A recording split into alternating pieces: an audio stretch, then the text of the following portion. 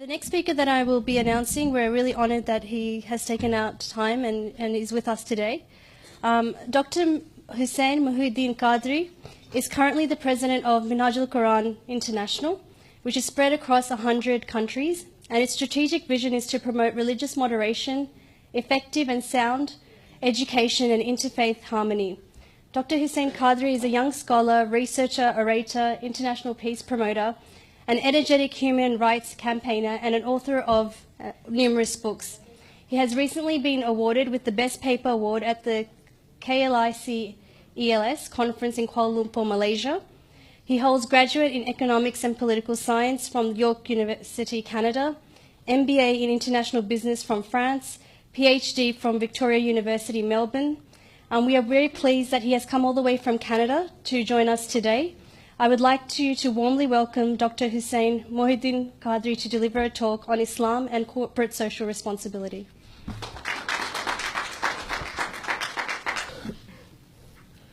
Bismillahir-Rahmanir-Rahim. Dear audience, it's an important topic which I have chosen today to speak on. It is Islam on corporate social responsibility. Before I get to describe this topic further, I would like to give a little introduction about the major ethical systems which exist and prevail in the world today. And on those ethical systems, later on the values, policies and principles are driven to be added and inculcated in different systems which are existing and working today around the world. There are basically 6 major ethical systems which provide the basis for the policy and principles to any system which works today. For example, the first system which exists, the ethical system, is relativism, which is self-interest. Ethical decisions are made on the basis of self-interest and need under that system. Either the community or culture, they follow this system, or the second one is utilitarianism, the calculation of costs and benefits. Any industry, organization or business, they would be taking decisions, and their decisions are made on the basis of outcome resulting from these decisions. An action is essential if it results in the greatest benefit, so they would be taking that decision. So basically all decisions are based on costs and benefits. So that's the whole and sole purpose of their business. So the third system which exists and which helps industries and businesses to take decisions is universalism. Another word used for this one is duty. The ethical decisions stress the intention of the decision or action. Similar decisions should be reached by everyone under similar circumstances. What does that mean? That means that the majority, whosoever is taking decision in different cultures, so to them, the right decision would be the decision which has been taken by many people around the world in different cultures. So they would consider that system the right policy and right system for them. And then the fourth system which exists in the world in different industries and businesses, they call it rights, the individual entitlement. Ethical decisions stress a single value which is liberty and are based on individual rights, ensuring freedom of choice. So followers of this system, they don't have any other ethical policy, mode, rule or regulation. The only principle they follow is freedom of choice or right of individual. So whatever comes in its way, they will be rejecting that, and whatever comes in line to it, they will be accepting and taking decisions accordingly. So the fifth existing system, they call it distributive justice, the fairness and equity. Ethical decisions stresses on a single value, which is justice, and ensure an equitable distribution of wealth and benefits. So that's another system some businesses they follow to take decision, and the basis for the taking of that decision is mainly the justice. Whatever they consider just, whatever they consider equal among different parties and communities, they consider it ethical and right decision. And last but not least, the sixth model, which exists around the world, they call it eternal law, which comes from holy scriptures, the religious scriptures, which is the ethical decisions are made on the basis of eternal law, which is revealed in holy scriptures of the different religions of the world. So mainly these six models exist, and whatever the organization, culture, country who are taking decisions and making rules and regulations, they fall under any one of these systems and models. So that's, and even the countries and governments, when they take decisions, so they fall under any one model out of these six. So now, coming to the second point, towards the topic, today's topic, which is Islam on corporate social responsibility. That's another system which requires different ethical values and principles, as many other systems they do. For example, the political system of the world, economic system of the world. So there has always been two different systems. Then there is a conventional political system, and then when we say Islamic political system, there is an economic system. Then when we say Islamic economic system, and many more, the judicial system, then Islamic judicial system, education system, and then there is Islamic education system. So there are different values, and these systems, they fall under these six systems, or they are following any one system out of these six. So now coming to the topic, I will like to give an example of economics to make us understand this whole phenomena in a better manner. What exactly economics is? Economics is basically a study to analyze the relationship between unlimited desires and limited resources. That's the definition given by Robbins for economics.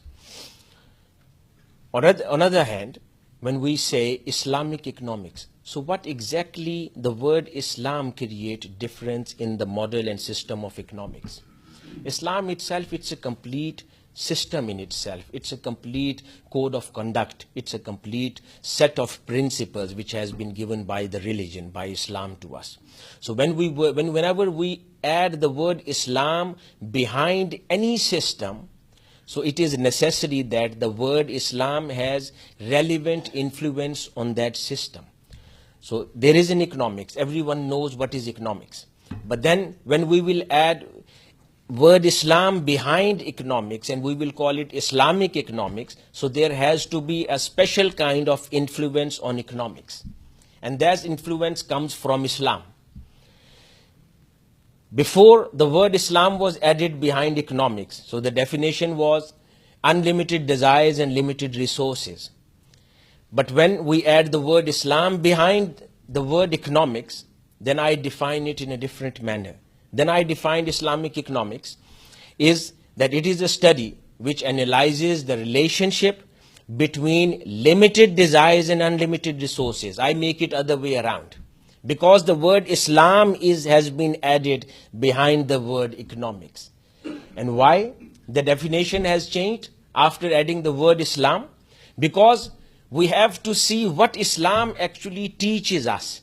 Throughout the religion, one specific and most important thing you learn everywhere in the religion, and that is to cut down your desires, to control your desires, to limit your desires. So when you limit such desires, so this is which has been taught by Islam. So when economics itself increases your desires, economic itself increase your greed in the society. Economics itself make you learn how to make more money, how to make and how to gain more share of the market. This is the science of economics. But when you add the word Islam behind it, it makes balance. It makes a beautiful balance. It creates a beautiful balance. Because Islam teaches you to cut down your desires, to limit your desires. And if you have anything extra, distribute it among the people who are have-nots in the society. So that a beauty comes from Islam. And then there is economics, a science of making money. And then there is Islam. And next, the word to the economics, which is teaching you to cut down your desires. So when these two elements and points come together, that create a beautiful science of economics, which is called Islamic economics. Similarly, now coming to what exactly the CSR, corporate social responsibility, is. Then again, there are two: a general phenomena of corporate social responsibility and then Islamic corporate social responsibility. What exactly the general phenomena of corporate social responsibility? This field of CSR has grown very fastly in the last 2 decades. More companies than ever before are engaged in serious efforts of integrating their businesses into corporate social responsibility phenomena and system today. But there is no single formula or a template for CSR worldwide. Policies can differ considerably for companies, for different cultures, for different countries and policies. One thing they all recognize, this is important, one thing they all recognize is that any action of any corporate sector, any industry, any business has a great influence on the third party, which is the society. So this is one thing which is common among every industry, whosoever is interested in following the concept of corporate social responsibility. So the only one factor is common. Rest, culture to culture, country to country, nation to nation, the formulas, the policies, the definition of corporate social responsibility changes. And if we go back in the history, earlier, the concept wasn't there 2 decades ago. What was there? Initially, when the entrepreneurs, the small businesses, they started becoming a big multinationals, but big industries, big corporate sector. That was the time when the labor wasn't considered a part of organization, industry or factory or a big business or a corporate at that time. They were considered third party at that time. That's why the labor unions came into being, and they started fighting with the stakeholders, with the shareholders of the companies, with the owners of the companies to gain more rights, to gain labor safety rights, to gain their own rights for their vacations, holiday, wages, whatever. So they started fighting them. So initially these organizations, according to the regulations of the government, and when the governments, they regulated different systems, so they started giving the rules and the rights to the labor. So initially, corporate social responsibility was considered to give rights to the labor. Once the labor unions and labor became an initial part and parcel of the corporate sector and industries, and it was no more a third party to any organization.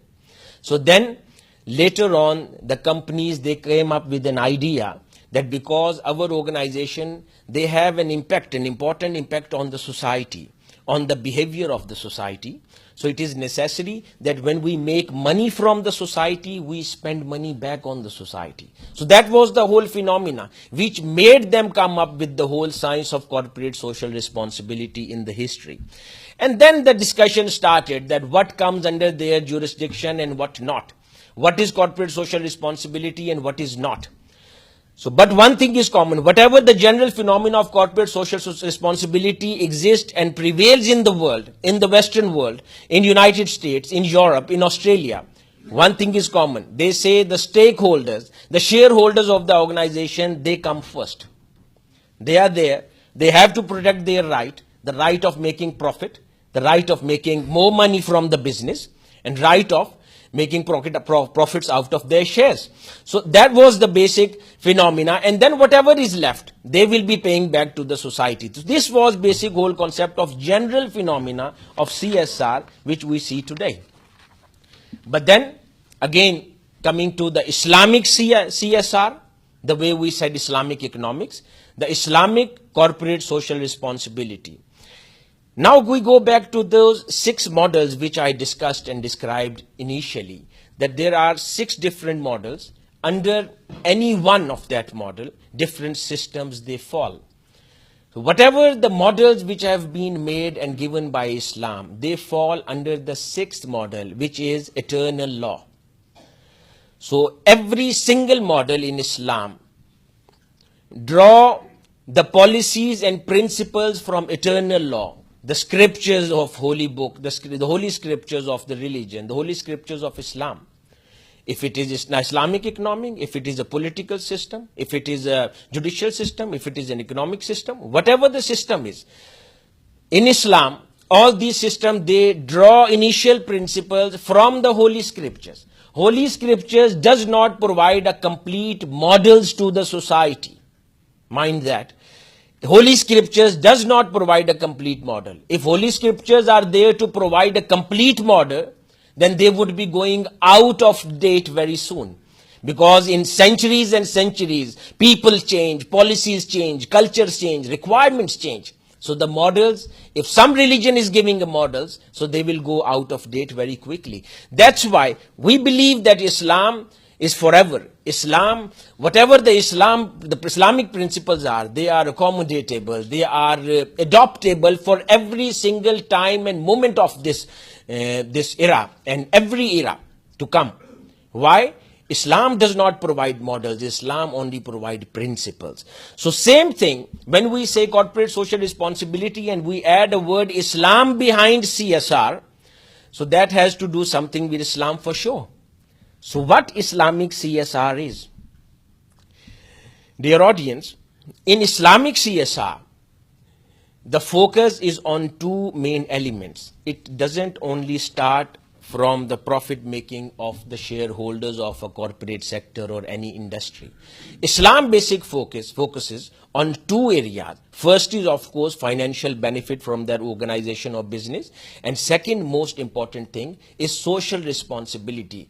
That organization, what kind of social responsibility and what kind of social benefit that organization or industry is giving back to the society. So to Islam, it is really necessary. And it is not just necessary or optional for any Muslim businessman to give benefit to the society or not. No, it is mandatory for any Muslim businessman or industrialist to give a specific amount and specific quantity of benefit, social benefit to the society, whatever they do.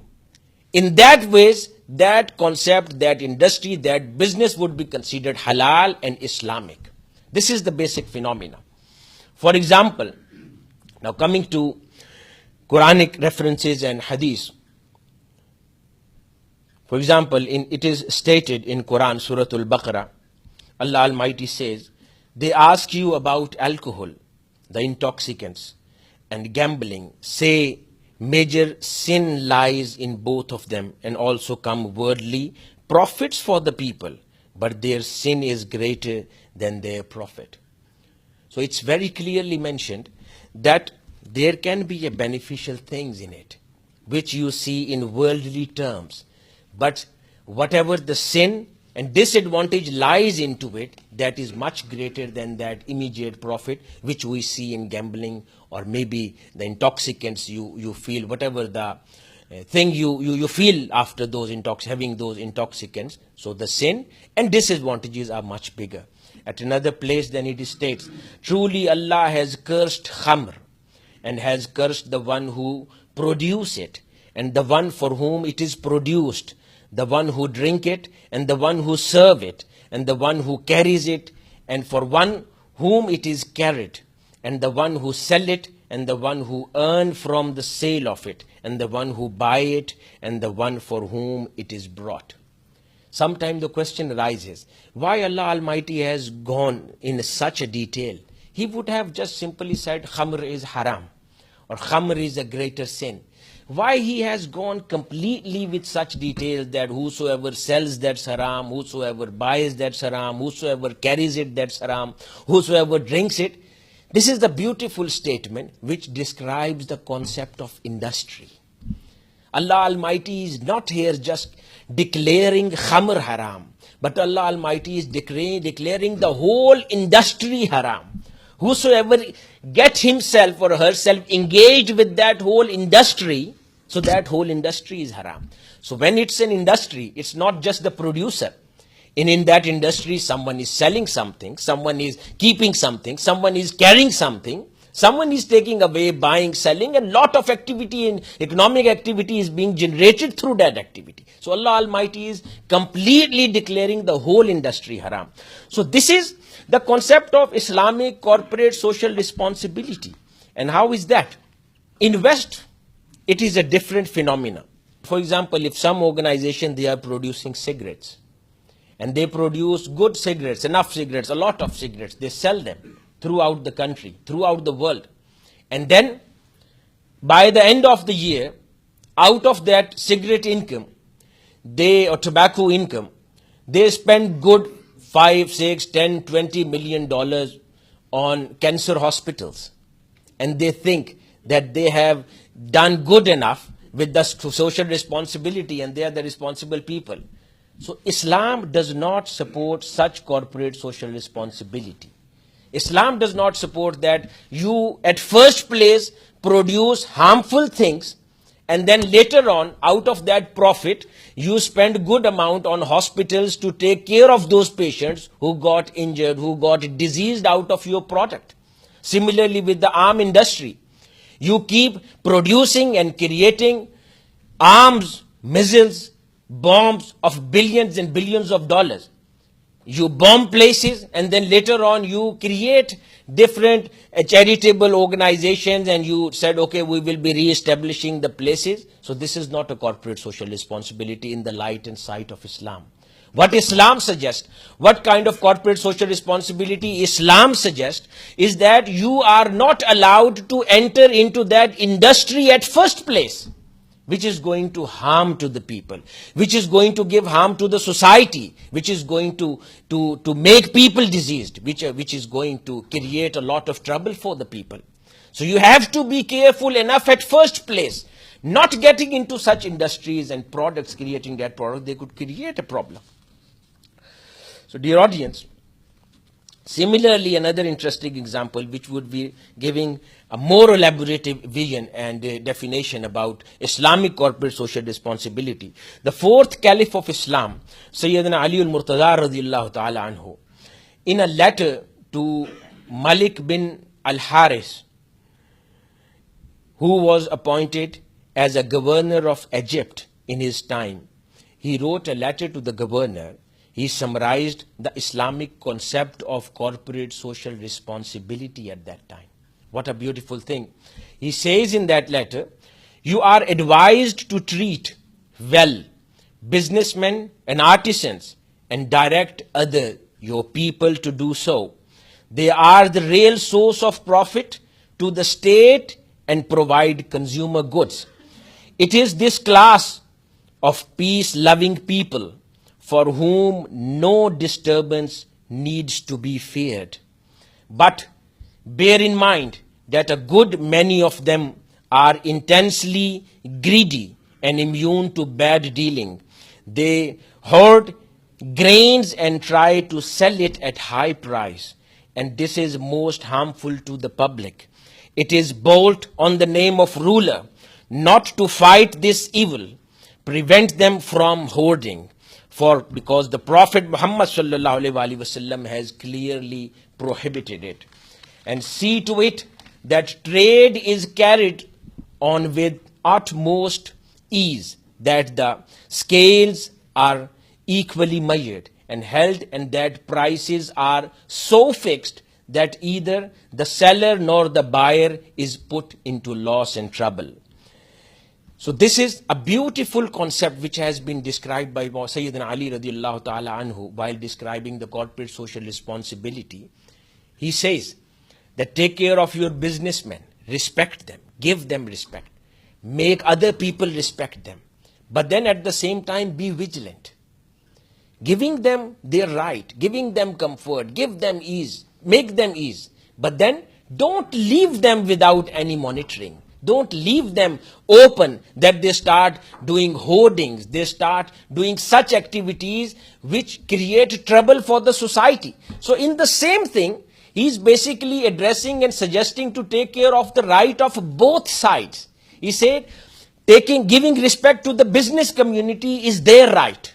Giving rights to the business community is their right. But at the same time, make sure that they don't play with the prices that much that the people, the second end, the consumer side of the society, they get into trouble.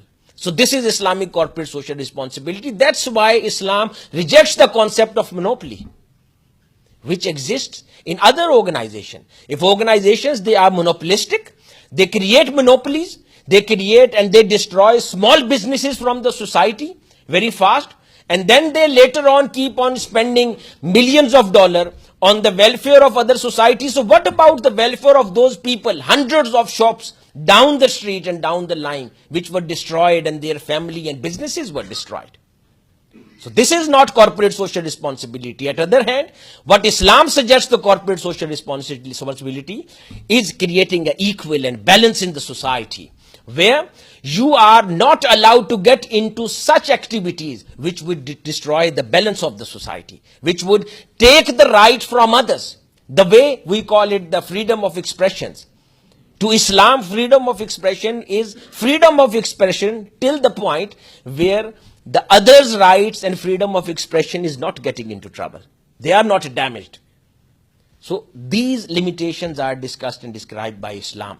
And then at another place, Quran states in Surah Al-Baqarah, Allah Almighty says, if the debtor is in a difficulty, grant him time till it is easy for him to repay. But if you remit it by way of charity, that is the best for you if you only knew it. And then at another place, Hadith Sayyidina Rasulullah Sallallahu Alaihi Wasallam stated that there would be a person, he would stand in front of Allah Almighty at the day of judgment. Allah would ask, what good or what good deed you have done? He would say, I have not done a single good deed, but there was one action I used to do. And what was that? When those debtors used to come to me, the poor ones, who were not able to pay their debts in time, I used to ease them. I used to give them more time. I used to give them more time until and unless they are easy and comfortable to pay back the loan. Allah Almighty would say, I forgive all his sins, and O angels, send him towards heaven. So the concept here very clearly described. At another place, then it says, the one who looks after and works for a widow or a poor person is like a warrior who fight for Allah Almighty's cause, or like a person who fast during the daytime and pray whole night for the whole of his life. So helping people. So when we say corporate social responsibility or a concept of business in Western terms, it is too materialistic, I would say. Even spending in terms of corporate social responsibility, it's more towards the marketing side. They do it to gain power. The way, for example, interesting example we have in front of us, that's a Samsung company. What they do? Right now, Samsung is considered sometime more powerful than the government in Korea. Through spending in the name of corporate social responsibility, they have done a lot of marketing. They have created their repute. And that's what they wanted, that kind of a power they have gained so far. And then there are so many other companies. They do. And again, the sincerity doesn't prevail and lies in their concept of corporate social responsibility. And that is optional to them. But when a Muslim businessman is there, this is obligatory on him or her to have a corporate social responsibility and provide a good benefit towards the society. And it is equally weighted in the sight of Allah Almighty, his own profits and taking care of the society. And that's why it is promoted that it is good. You always want to have your debt back in time. But then Allah Almighty says no. Then your actual corporate social responsibility is that it's not that you push someone towards suicide while asking the debt back. And then after having the debt back, you spend 25% of that back on any poor family. That won't help. What about that initial first family who died out of that trouble, who died out of that stress in his life? He was in trouble. So this is a very clear, thin margin which we need to understand between corporate social responsibility and fake corporate social responsibility. So Islam always suggests about the balance in the life. Dear audience, coming to the end of my talk, when we say corporate social responsibility and then Islamic corporate social responsibility, and as we are having a conference related to halal industry and halal businesses, it is necessary and it is a corporate social responsibility from Islam and our religious scriptures to us. And what is that? We have to be fair enough, honest with our industries. We are not allowed to sell our products while using the name Islam. This is the very last message of my talk for this conference. What we do usually, for example, take an example of Islamic banking. What we do, we use the word Islam. We say this is halal business. This is halal industry. So you, because you are a Muslim, you are supposed to take the loan from this Islamic bank. You are supposed to buy Islamic product because you are a Muslim. You are a Muslim trader. You are a Muslim businessman. It's not, and then at the same, and then you, because you are Muslim, you will be buying that product from us. And they don't see exactly if their product is really competitive enough to be offered in the market in front of those conventional products. Here we have a beautiful sunnah of Sayyidina Rasulullah sallallahu alaihi wasallam in front of us, which would guide us exactly what Allah Almighty and His Prophet thinks when he says that what is halal and what is haram, and how to operate in business market and in halal industry, and understanding the corporate social responsibility. When Sayyidina Rasulullah sallallahu alaihi wasallam migrated to Madinatul Munawwara with his companions, there was a big number of Jewish community. They used to live in Medina as well. So there was only one market in the whole of city, in the whole of state at that time, which was completely run and controlled by the Jewish community of Medina. And it was a monopolistic market, very high prices, and very troublesome policies of that market, which wasn't very much favorable to the community, the poor community and have-nots of the state. So companions, it's a beautiful story. Companions of Prophet of Islam, they came to Sayyidina Rasulullah sallallahu alaihi wasallam and said, "O Prophet, now you have become head of the state. You are head of Medina. So by force, by your order, stop the Jewish community, stop them from running that market anymore and hand over that market to your own companions." This was the demand of the companions. Rasulullah sallallahu alaihi wasallam said, "No. This is not what Islam meant. And this is not what I am there for." He said, "I will give you another place in Medina. You go there, you open your businesses and market, and you run that business according to the values and principles given by Islam. And then let people decide you are doing the right business or the Jewish community of Medina, they are doing the right business. Let them decide. I won't be interfering as head of the state, deciding what exactly wrong or right. So let people decide." So this is the point. When we introduce our products in the name of halal, when we introduce banking products in the name of halal, when we introduce whatever other products in the name of Islam or halal, it is necessary to make sure, and it is a desire and demand of corporate social responsibility, that we make our product competitive enough and more beautiful than other products existing in the market. So we don't sell the product in the name of Islam, but let other people enjoy our products, and then they ask, who gave this product? Who gave this model? And then someone tells this is Islamic. Islam gave this model of product. Islam gave the model of business to us. And that's how you become the messenger of Islam, and not using the name Islam to sell your business and make more money. So this is a demand and desire of a corporate social responsibility today. And the last but not least, the point, for example, the butchery industry here in Australia, there is a lot going on into it.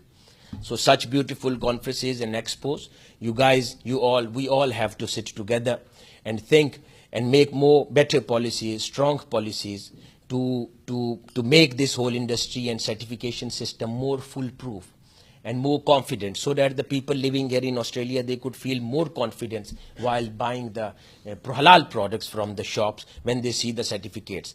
So if we have one united forum, a strong forum, who is issuing the certificates to the society. That would obviously help and increase the confidence of Muslims living here in Australia in that halal industry and the society. So that was it. And Islamic corporate responsibility is something which has not developed in last 20 years, but this is something which was given to us 1400 years ago in our holy scriptures, Quran and Sunnah of Sayyidina Rasulullah sallallahu alaihi wasallam. Thank you very much. Questions? Thank you. Thank you. That's it? No questions? No more questions? That's it? Yeah, we have some questions. Okay, no worries. Thank you very much, Dr. Mohi-Ud-Din Hassan Qadri. It is our pleasure to have such an elaborative speaker, such an expert in his field, who gives us a beautiful insight into the Islamic corporate social responsibility. And now I'd like to invite the audience for any questions. If there are any questions, please put your hand up. We have a question right here at the front.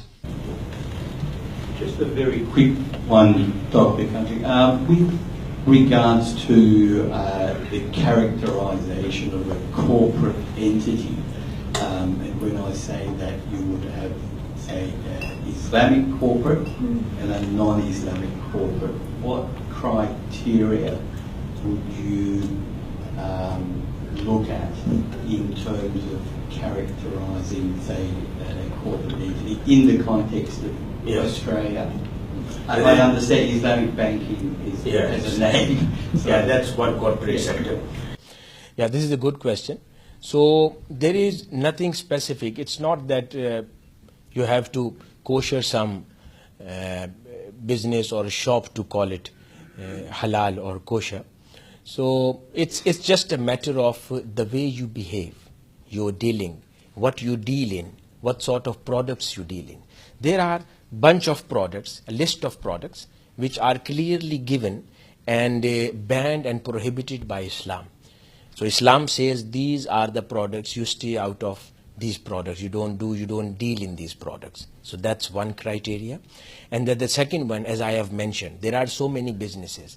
You would be considered as a corporate business and properly Islamic when you will be behaving in a way and adopting the concept of corporate social responsibility in a good manner and a clear manner. So that is clearly in sight of Allah Almighty that you can say, or a community can say, this is an Islamic corporation. So there is no other model or a management model or any other model which would declare any corporate sector that this is Islamic or this is not Islamic. It's just a matter of how you are dealing with the society. What sort of benefits you are providing? Are you making things overpriced? You're becoming a monopoly? Or you are going with the regular terms, not destroying the other businesses and many other values which are been given and ethics given by Islam. So you follow them, you do your business, so you are Islamic corporate. For example, just one more thing. For example, it's sometimes people, you must have heard a lot of people chanting and rising the slogans of Islamic Khilafah or Islamic political system. You hear a lot around the world. So here, that's an interesting and relevant question. I want to describe it here as well. That when you say Islamic Khilafah, there is no concept of Islamic political system or Khilafah. What exactly the Khilafah is? Usually sometimes people, they don't really understand what exactly the Khilafah is. They just simply stand up, they rise different slogans about it. Khilafah is something. Islam has not, as I have mentioned earlier, Islam has not given any specific political model. After Sayyidina Rasulullah sallallahu alaihi wasallam, the Prophet of Islam, the first person who was elected as head of the Islamic State was Sayyidina Abu Bakr Siddiq radiallahu ta'ala anhu. So his political model was appointment.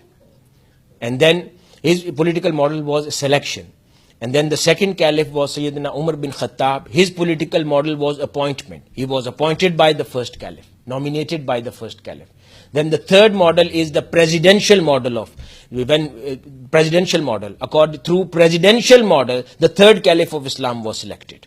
And then the fourth caliph, Sayyidina Ali al-Murtaza, he was selected by a parliamentary system.